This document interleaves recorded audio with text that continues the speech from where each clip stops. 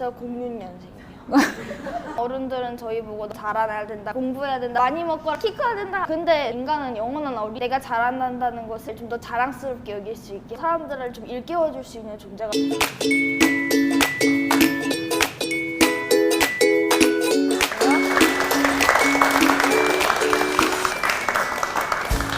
안녕하세요. 안녕하세요. 네, 잘 지냈어요? 네, 저는 잘 지내고 있습니다. 아까 그냥 인사를 90도로 이렇게 하던데 평소에도 그러나? 네. 에이. 아니 근데 인사할 사람들이 많지가 않아서 하실 분한테는 정중하게 최대한 정중하게. 네. 열과 성의를 다해서. 다해서 오늘도 성장하는 어른을 위한 지적인 수다방 라이나 생명의 촬영인데요.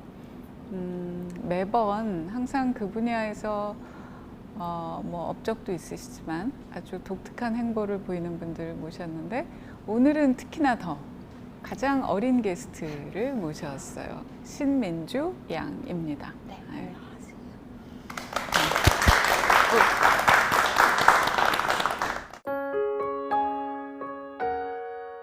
본인 소개 한번 해보세요. 어떤 사람이에요? 왜 여기 불려 나와 있어 지금? 저는 이제 한 달 됐어요. 이제 지하철에서 티켓을 찍었을 때 청소년이라고 뜨는지. 네, 이제 생일이 한 달밖에 안 지난 14살입니다.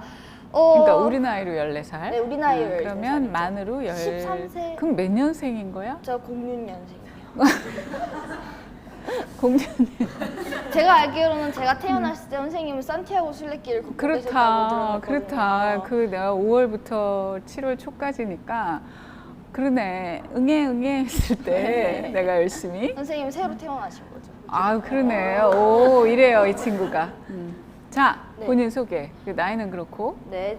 저는 일단은 이 책방의 VIP이자 어린이 책 수업의 선생님이고, 그리고 엄마의 딸이자 아빠의 딸이고.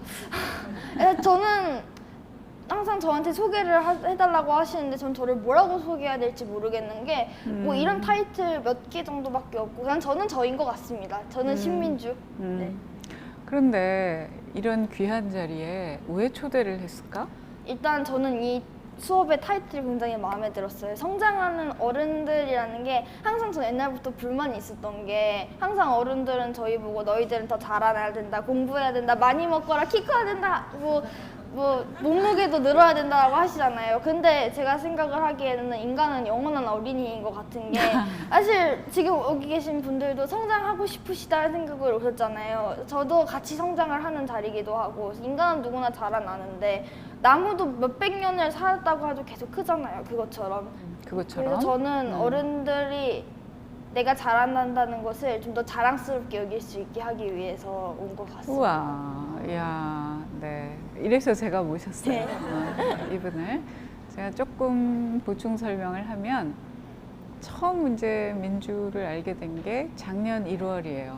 저희 책방에서 토론이 있는 수업이라 그래서 이렇게 소규모로 한 15분 정도가 모여서 이제 철학자 지난번에 했던 최진석 선생님을 모셔서 일방적으로 이렇게 가르치고 노트에 적고 이게 아니라 그냥 이렇게 삑 둘러 앉아서 그 선생님 얘기도 듣지만 자기 얘기도 좀 하고 그래서 토론이 있는 공부를 하겠다 했는데 그 자리에 딱 온 거예요.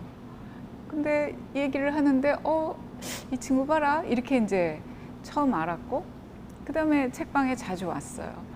눈에 띄어서 어느 날 제가 이제 앉아서 얘기를 이렇게 하는데 몇 학년이야? 그랬더니 그때 6학년? 네, 갓 6학년. 갓 6학년. 6학년을 앞두고 있던 날이었는데 어휘가 이게 그냥 그 또래 아이들이 쓰는 그 어휘가 아닌 거예요. 그래서 이제 관심을 갖게 됐고 어머니도 만나게 됐고 그래서 이렇게 쭉 보게 됐죠. 그러면서 제가 이제 계속 이렇게 제안을 했어요. 저희 책방에서 강연을 여러 가지를 하는데 그때 제가 기획했던 것이 불안해도 내 뜻대로 살겠어 이런 타이틀로 했어요. 그러니까 우리가 다 자기 인생을 살겠다고 하지만 남들이 다 절로 가는데 혼자만 이렇게 가게 되면 자꾸 불안해지니까 타협하고 그냥 이렇게 휩쓸리게 되잖아요. 근데 그런 분들을 응원하는 좋은 방법은 이렇게 자기 길을 가는 사람들이 있구나 만으로도 자기 선택에 확신을 갖고 흔들릴 때 힘이 될 것 같다는 생각이 들어서. 그래서 이 친구야말로 어머니께 들은 얘기가 이 학원을 한 번도 안 보냈다는 거예요. 어릴 때부터 엄마가 아기 때부터 책을 읽어주고 뭐 그래가지고 초등학교 처음 1학년 들어와서 받아쓰기도 뭐 20점 받아오고 막 그랬다는 거죠. 근데 어머니가 꿋꿋하게 그냥 쭉. 그래서 이 아이야말로 대한민국의 현실에서 정말 불안할 만도 한데 꿋꿋하게 자기 길을 가고 있는 친구구나라는 생각이 들어서 강연을 좀 한번 해보련? 그랬더니 그 자리에서 네. 이래서 어른들 앞에서, 어른 한 50여 분 앞에서 그날 강의했어요. 근데 뭐 아주 자기 얘기를 또랑하게 해서 그날 그 주셨던 피드백들이 오늘 이 자리를 만드는데 이제 계기가 됐는데 오히려 아이한테 내가 많이 배웠다. 아이가 거울처럼 나를 돌아보게 했다. 저 어린 친구도 저렇게 자기 뜻을 가지고 살아가는데 나는 이렇게 돌아보게 되더라. 그게 이제 생각이 나서 우리 민주가 잘 파악한 대로 이 시간의 테마가 우리 사는 한 내내 성장합시다 하잖아요. 성장하지 않기 때문에 꼰대가 되는 거예요. 이런 거라 그 얘기를 하기에 아주 적합한 분이라는 생각이 들어서 모셨고, 그래서 오늘의 소주제가 아이에게 배운다 입니다. 많이 가르쳐 주세요. 네. 어머, 아이 뭘요 이럴 줄 알았더니 또 네. 제가 뭘 하나 좀 읽어드릴게요. 북학의 자기만의 방, 국가, 오디세이아, 목민심서, 난중일기, 마키아벨리를 위한 변명, 오이디푸스 왕, 위대한 개츠비, 부활, 초격차, 굿라이프, 저도 과학은 어렵습니다만, 내 이름은 빨강, 닥터 노만 베순. 이 목록만 읽으면 여러분 이 중에 안 읽은 책 많으시죠? 저도 뭐 있어요. 많이 있습니다. 근데 이게 뭐냐면 우리 어린 친구가 5학년 때, 6학년 때 읽었다는 책이에요. 물론 어른들이 읽는 어려운 책을 읽는다는 것이 그것 때문에 꼭 제가 민주를 모신 거는 아니지만 그 어휘가 다르다는 것, 그리고 자기 조금 이따 이제 계속 느끼실 건데 그런 이 어린 친구가 이런 생각을 하는구나라는 거는 실은 독서에서 나온 것 같아요. 자, 책을 좋아해요? 네. 얼마나 좋아해? 저는 보통 다른 친구들 요즘 밖에 돌아다니다 보면 아이들이 핸드폰을 보고 유튜브 영상 같은 걸 보고 있는 경우가 되게 많았는데요. 저는 어렸을 적에부터 엄마가 책을 바리바리 싸들고 다니셨대요. 3살 때부터 엄마가 항상 읽어주셨고 밥 먹을 때도 항상 책을 읽으면서였고 그래서 제가 글을 6살 때까지 한글을 못 읽었습니다. 그 전까지 엄마가 모든 글을 다 읽어주셨는데요. 그러니까 팟빵을 들은 거네? 오디오북으로? 그쵸. 네. 제가 밥을 먹을 때도 책을 많이 봐서 제가 어렸을 적에 읽었던 책 같은 경우는 음식 자국에 굉장히 많이 나 있어요. 엄마가 그만 좀 읽어라라고 책을 뺏을 정도였으니까 좋아했다고 얘기할 수는 있을 것 같습니다. 7살 때까지는 엄마가 책을 항상 읽어주셨고 그로부터는 제가 읽기 시작했고. 그러면 그 엄마가 책을 이렇게 읽어주고 민주가 듣고 있고 이 생각이 나요? 기억이? 네. 엄마가 이제 읽어주시면 들으면서 뭐 이렇게 막 상상을 했어요? 어땠어? 매일 밤에 관례였는데요. 제가 엄마가 책도 수도 정해놨어요. 더 이상 가져오지 말라고, 목 아프다고.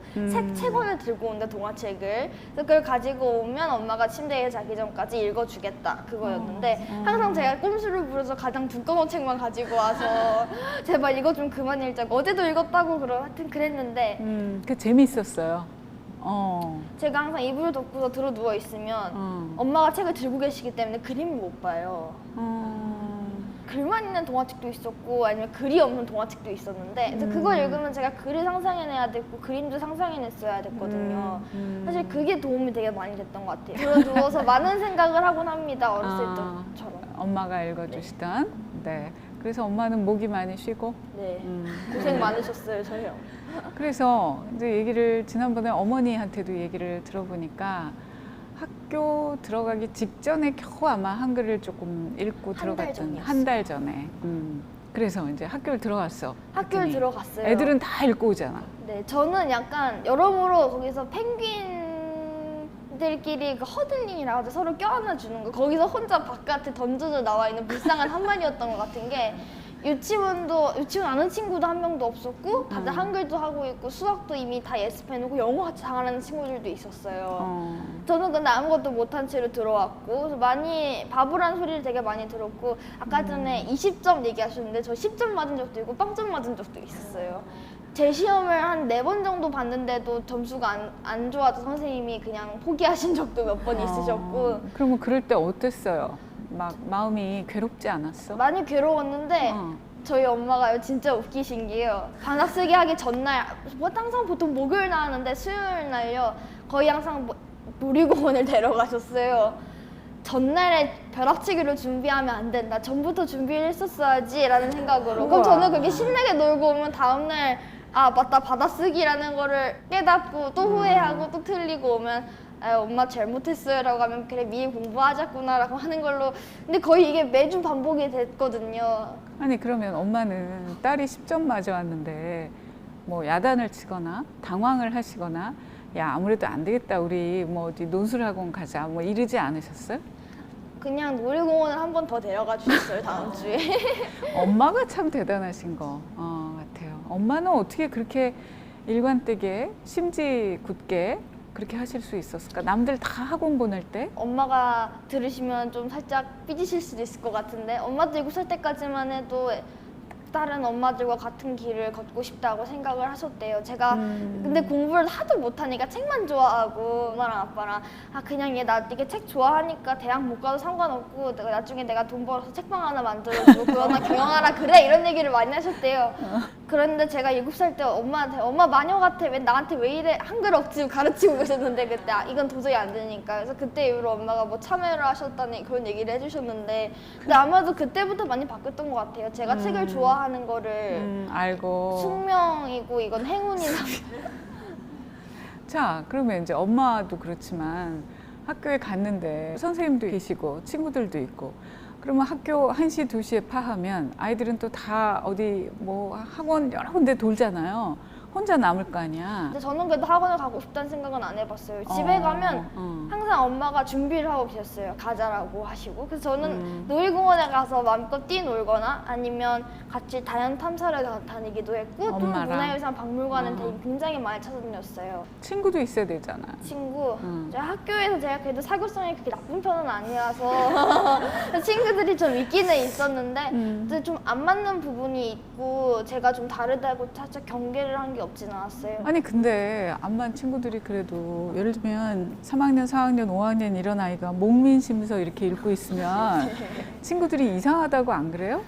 4학년 때 있는 친구들이 되게 이상하게 봤어요. 왜 그렇게 그러니까. 쓸데없는 걸 이해해주는 친구들은 그래 그게 네 길이다 라고 해줘서 근데 왕따 안 그치. 당해서 왕따 같이 안 놀아주고 옛날에는 그렇다고 생각을 했는데 알고 보니까 친구들이 저를 배려해준 거였더라고요. 자기들도 저랑 같이 있으면 힘든 것도 있기도 하고 그러니까 너는 너의 길이 있잖니 우리는 좀 다르니까 내가 빠져줄게 라고 했는데 저는 그게 되게 외로웠었나 봐요. 아니 그러면 본인이 또래의 친구들하고 좀 내가 다르구나 라고 느껴요? 그 당시에는 못 느꼈는데 지금은 느끼고 있는 것 같아요. 본인은 어떻게 다른 것 같아요? 아까 우리 이제 소개를 좀 하세요 그랬더니 14살이고 이제 이렇게 얘기했잖아요. 그거 말고 나는 이런 사람이에요를 한번 또 다르게 얘기해 보면 어떻게 얘기할래? 저는 제 길을 잘 가고 있는 사람인 것 같아요. 어떤 길을 가고 있어요? 그걸 알아 명확하게 네. 내가 어떤 길을 가고 싶다는 걸? 네, 제 신념에 맞는 약간 계속 제가 무정교긴 하지만 그래도 분명 세상에서 저를 만들 때 저한테 타고난 숙명이 있을 거다라는 생각을 했어요. 어렸을 적에 자기 운명은 자기가 개척한다였는데 우와. 다시 생각을 해보니까 저한테 이런 미래를 주고 처음에 이 환경에다가 이곳에다가 저를 던져준 의도가 있을 거 아니에요. 누가? 뭐 누군지 하느님일지 부처님일지 알 알라일지는 수는 모르겠지만 없으나. 그래도 이곳에 왔으니까 제 마음속에서 가라고 하는 대로 열심히 걸어갈 생각. 오케이. 근데 그게 나를 만드신 분이 나한테 이런 탤런트를 주셨구나. 이런 길을 생각하시나 봐가 이렇게 그려져요? 뭐라는 게? 그래서 아직 안개 속에 좀 껴있는 것 같기는 한데요. 저는 숙명적인 존재라고 봐야 되지 않을까요? 지금 이 세상을 보면 누구나 학원을 가고 책을 읽지 않고 다들 되게 척박하다고 생각이 들거든요. 거기서 사람들을 좀 일깨워줄 수 있는 존재가 됐지, 돌파구 같은 존재라고. 그러니까 다시 얘기하면 나는 또래들하고는 확실히 다른 것 같아 라고는 생각하는 거죠. 네. 그러면 그 다른 게 어디서부터 온 것 같아? 예를 들면 이제 아주 특별한 엄마의 딸인데 민주가 그 엄마, 그 부모님의 딸이 아니라면 또 달랐을까? 지금의 나는 어떻게 만들어진 거라고 생각해요? 지금의 저를 만들어준 것들이 지금 제 주변에 굉장히 많은데요.